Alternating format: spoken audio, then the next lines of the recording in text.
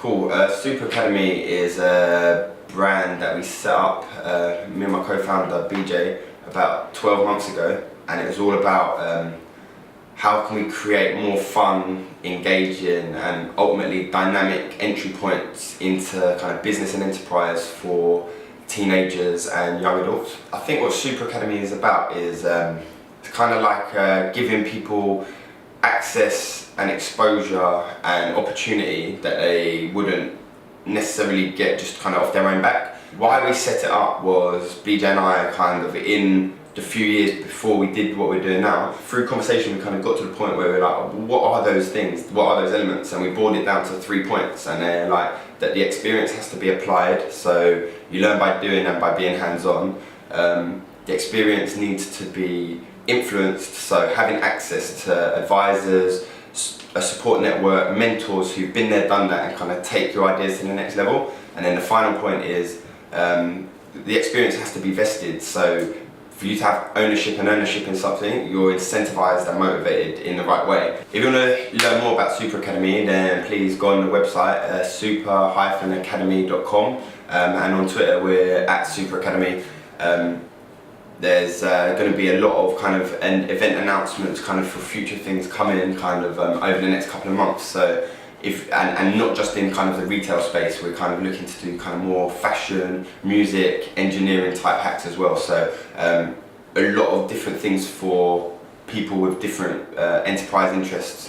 When I graduated from like my MA in like September 2009, and then over the next 3 months I was doing a bit of work with Jamal. But then in the January, February time, I went to like an urban development event, like industry takeover, and during my time writing my thesis, I've been trying to speak to Hattie Collins, who was editor of Rewind at the time, and again another person who I felt was quite a interesting person to speak to. And I actually went down, I saw she was speaking on a panel at Industry Takeover. At that point I waited till everyone had kind of spoken at the back of the queue and just said, look, hi, hey, it's Liam, but sent you a couple of messages over the last kind of few months. And she kind of like, hello, what's going on? Like, I was like, yeah, sorry if it was a bit kind of over. She's like, no, not at all, it's just one of them things.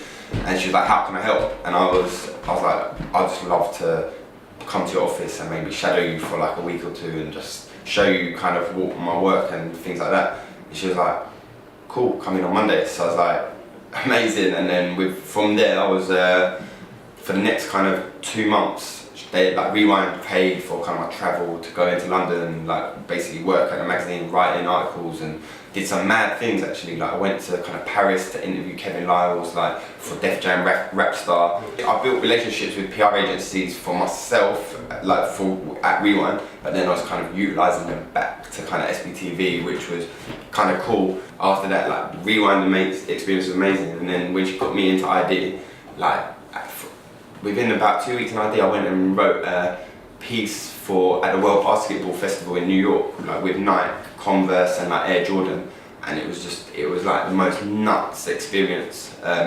Did like a double page spread with like I did photography and like text, and it was just like that was like the summer of after, I don't know, basically Hattie after that, I'm so indebted to her. She was like a sick mentor and friend that I'd craved to kind of speak to. I don't know, it's one of them ones. The key element I think about with media content is that it has to have a strong narrative.